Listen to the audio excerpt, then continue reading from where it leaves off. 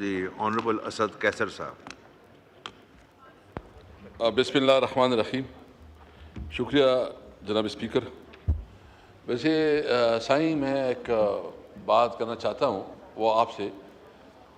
जब आप यहाँ MNA थे तो मैं जब उधर उस सीट पे बैठा होता था तो मैं जब आपकी तरफ देखता था तो मुझे बहुत एक अच्छा खुशगवार वो होता था, क्योंकि बहुत पता नहीं इस सीट में थोड़ा बहुत आपके अंदर फ़र्क आई है, वो थोड़ा चिड़चिड़ापन आया है, मुझे समझ नहीं है।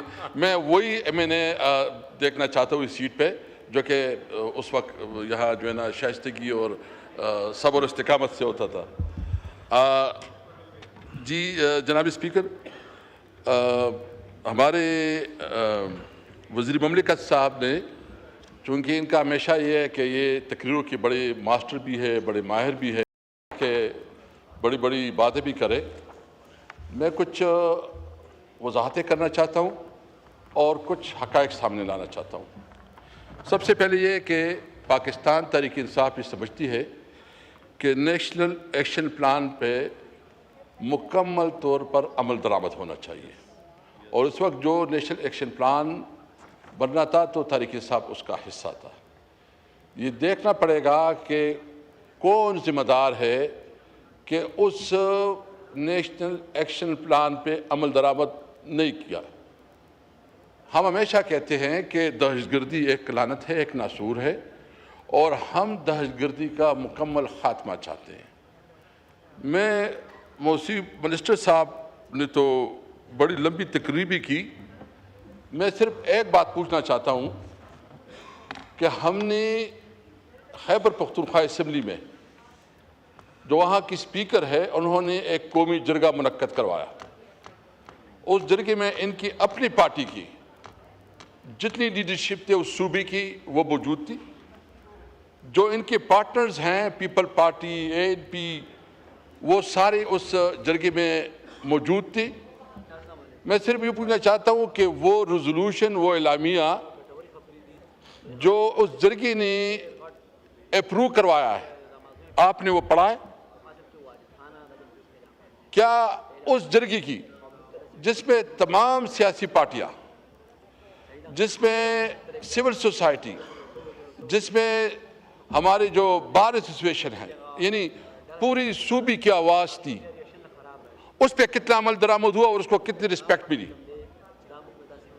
ये बताएं कि अभी तक जो इनके ज़िम्मे जो आइन और कानून के मुताबिक NFC का शेयर है और हमारे सूबे का हिस्सा है और वो शेयर अदा करनी चाहिए, क्या कभी आपने उस पर बात की?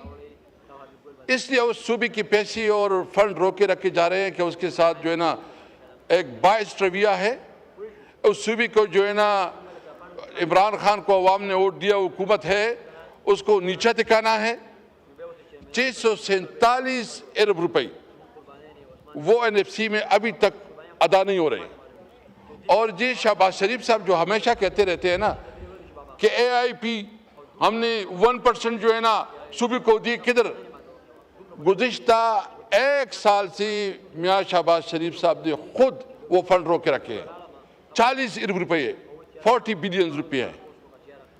आप मुझे बताएं कि आपने हमें इस वक्त PSDP में कितनी फंड दी? टोटल खैबर पख्तूनख्वा के लिए PSDP में 55 करोड़ रुपए, 55 करोड़ रुपए। इससे ज्यादा जुल्म और क्या हो सकता है? और साथ साथ ही कि जो फाटा के साथ कमिटमेंट की गई थी, हमने नहीं की थी, इनकी हुकूमत ने की थी, सरताज अजीज की जो कमेटी बनी थी, इसमें फैसला किया गया था कि 1000 बिलियन 10 साल में खर्च होंगे, या 3% NFC अवार्ड में तमाम सूबे और वफाक शेयर देगा। मुअज़्ज़ज़ मिनिस्टर साहब बताएं कितने आपने अभी तक पेमेंट किए हैं?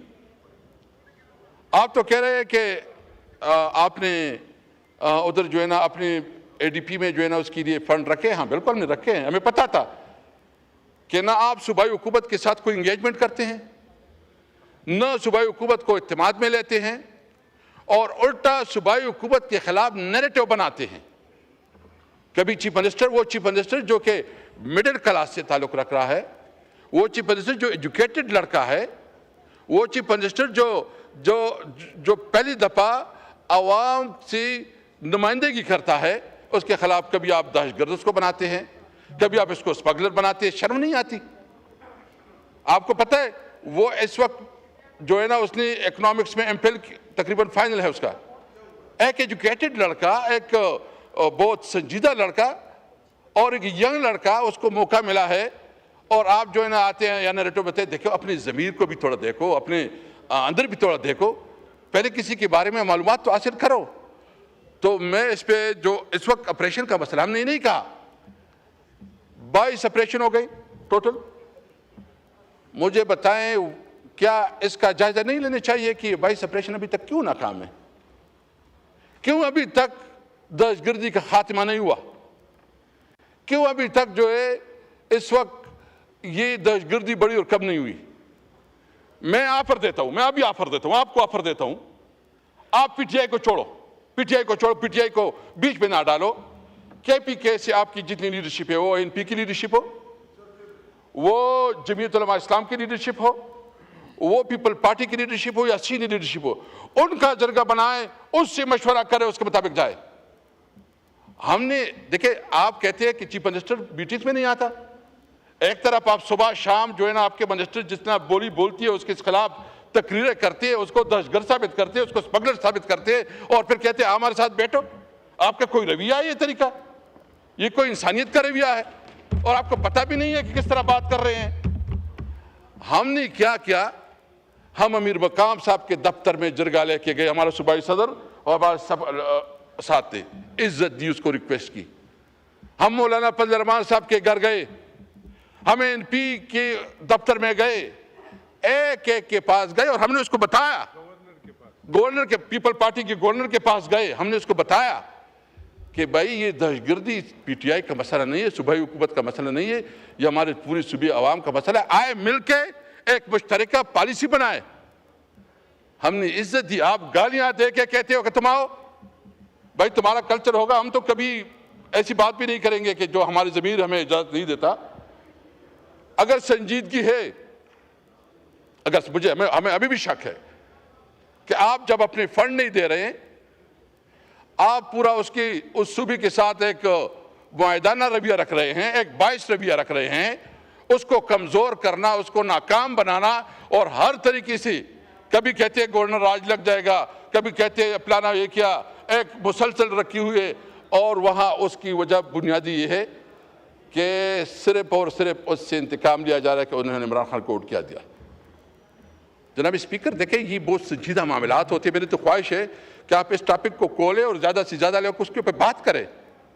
मैं तो ये तजवीज़ करूँगा, मैं ये तजवीज़ करूँगा स्पीकर साहब, आपकी तवज्जो चाहिए, क्योंकि वो आई टू आई कंटेक्ट नहीं होता तो फिर वो तवज्जो ख़त्म हो जाती है, कि स्पीकर साहब आप ख़ुद अपने ऑफिस में वो जरगा बुलाए जिस जरगे को हमने बुलाया था। इसमें चीफ मिनिस्टर साहब मैं कमिटमेंट करता हूँ कि चीफ मिनिस्टर साहब भी आएगा, स्पीकर केपी असेंबली भी आएगा, तमाम पॉलिटिकल पार्टीज की जो लीडरशिप उसको बुलाओ और उससे पूछो तुम्हारे क्या मसाइल है। ये बैठ के क्या पता है इसको, इनको क्या पता है कि उधर क्या हो रहा है? इसको तो एक पर्ची मिलती है और उस पर्ची में एक तकरीर मिलती है और तकरीर में ज़बान माशाल्लाह इतना है, इतना वो उस तकरीर में जो है ना पढ़ता वो फिर पढ़ते। संजीदा डिस्कशन है, आप संजीदा डिस्कशन को संजीदा रहने दें, देखे संजीदा लोगों को बिठाए और इसके लिए एक प्रॉपर बैठक हो, डिस्कशन हो और पूरे तरीके से जो है उसके ऊपर एक पूरा डिबेट की जाए। तो मेरे स्पीकर साहब, ये बात जो मैं करना चाहता हूँ ये बहुत संजीदगी का तकाजा करता है। इसके लिए ज़रूरी है कि इस तमाम चीज़ों को आप अपने नोटिस पे लाएं। स्पीकर साहब, एक जो कल अचकज़ई साहब ने भी बात की, मैं उस बात को फिर से दोहराता हूँ, मैं इस बात को फिर से दोहराता हूँ कि नंबर 1, आप इस वक्त पूरी रीजन में अनसर्टिनिटी है। आपके अफगानिस्तान के साथ ताल्लुकात ख़राब है, आपकी इंडिया के साथ ताल्लुकात ख़राब है और इस वक्त ईरान में जो कुछ हो रहा है, पूरा एक रीजन जो है ना एक तस्वीर पेश कर रहा है कि बहुत सीरियस कंसर्न है। तो हमारी ये ख्वाहिश है कि इस टॉपिक पे जॉइंट सिटिंग हो और इस पे पूरी डिबेट हो जाए, और इस पे कोई सियासत का नहीं, पाकिस्तान की खातिर कि हमने इस मुल्क को इस क्राइसिस से कैसे निकालना है। देखिए, हमारा स्पीकर साहब, मैं कराची गया, कराची में आप लोगों की देखी, उस पर भी बात करूंगा थोड़ा। हमारा सारा दारोमदार अफगानिस्तान के साथ, मैं समझता हूं कि आपकी जो हुकूमत की कंसर्न है वो भी सही होंगे। मैं जो अफगानिस्तान की हुकूमत है उससे भी मुतालिबा करूंगा कि हमारे मुल्क की जो कंसर्न है उस इश्यूज़ को एड्रेस किया जाए। लेकिन भाई, डिप्लोमेटिक चैनल है, उसको इस्तेमाल करें, उसके मुताबिक जो है ना, आप पड़ोसी को तो तब्दील नहीं कर सकते। हमारे बॉर्डर पे बहुत ज़्यादा कारोबार है, बिजनेस है, और हमारी पूरी इंडस्ट्री बंद हो रही है। तो इसलिए ज़रूरी है कि उनके साथ एक डिप्लोमेटिक चैनल के ज़रिए अपने मामलात को ठीक किया जाए। देखो, हमें किसी की सर्टिफिकेट ज़रूरत नहीं है। मैं पाकिस्तानी हूँ, पाकिस्तान मेरा है, मेरा जीना मरना इस धरती से है, मेरा जीना मरना इस मुल्क से है, और मैं एज ए पाकिस्तानी अपने ऊपर फख्र करता हूँ कि मैं पाकिस्तानी हूँ। मैं एक वो पाकिस्तानी, वो शहरी हूँ जो अपने मुल्क पे कानून और आइन की अमल बरदारी चाहते हैं। हम सियासत इसलिए करते हैं कि मुल्क में कानून और आइन की हुक्मरानी हो। तो इसलिए मेरी नंबर 1 मुतालिबा ये है कि जो हमारे कौमी जरगा हुआ है उसकी इजलास भी इधर बुलाई जाए। दूसरा हमारा मुतालिबा ये है कि जो कौमी जो जॉइंट सिटिंग है, इस पे खास कर इसके ऊपर डिस्कशन किया जाए। हम नेशनल एक्शन प्लान पे अमल चाहते हैं, तकरीर नहीं, प्रैक्टिकल अमल, और इसके भी पॉइंट आउट होने चाहिए। मैं आखिर में सिर्फ कराची के हवाले से बात करूंगा। हम गए थे चूँकि गुल प्लाजा में जो बहुत अफसोसनाक वाक़या हुआ हैं, और वहाँ काफ़ी लोग जो है ना अभी मिसिंग हैं, बहुत बड़ी तबाही हुई है। और चूँकि अचीज़ी साहब तो ख़ुद विज़िट कर गए हैं, उधर गए थे, उधर की तकलीफ़ और आह वो हमने सुनी है। हम कराची की आवाम के साथ है, चूँकि आपकी हुकूमत है उधर, और हमने देखी है कि कराची की टूटी फूटी सड़कें, कराची की जो पानी का बदतरीन मसला है, और दीगर जो है हमने कमिटमेंट की थी कि हम इधर करेंगे, असेंबली की फ्लोर पे वो बात करेंगे। तो मैं अपनी पीपल पार्टी की लीडरशिप से और MQM से भी रिक्वेस्ट करूंगा कि कराची को कम से कम पानी दो, जो इंफ्रास्ट्रक्चर है तबाह बर्बाद है उसका भी कोई मसला करो। और ये जो गटर में रोज़ाना बच्चे मरते हैं, और ये जिस किस्म की फायर अलार्म नहीं होती, और जो इतनी बड़ी जो वाक़यात हो जाती है और पूरी बिल्डिंग जल जाती हैं। और ये जगह जो थी, ये सिर्फ एक बिल्डिंग प्लाजा नहीं था, बल्कि ये एक कारोबारी हब था जो पूरी उसमें कारोबार होते थे। तो इसको प्रोटेक्शन के लिए सूबाई हुकूमत कोई मीनिंगफुल काम करे, हम मुतालिबा करते हैं। दूसरे आखिर में ये कहूँगा कि हम कराची में एक जलसे के लिए गए, जलसा किया था, एक छोटा सा जलसा था वो, और हम चौधरी साहब गए तो उससे पहले जो मुंतज़मीन थी उसको पुलिस लेके गए थे गिरफ्तार के। भाई, ये क्या इस मुल्क में हमें जलसे जुलूस करने का हक़ नहीं है? क्या ये आइन और कानून हमें हक़ नहीं देता कि हम जलसे जुलूस करें? गोहर टाउन नाज़िम है, उसको गिरफ्तार किया गया, अभी तक या तो बताया कि ये कानून इजाज़त नहीं देता किसी को जलसे जुलूस का, तो फिर ठीक है, मैं जलसे ना करूँ, मैं जुलूस ना करूँ, और आप जो है ना जलसे करे, जुलूस करे, ये नहीं हो सकता।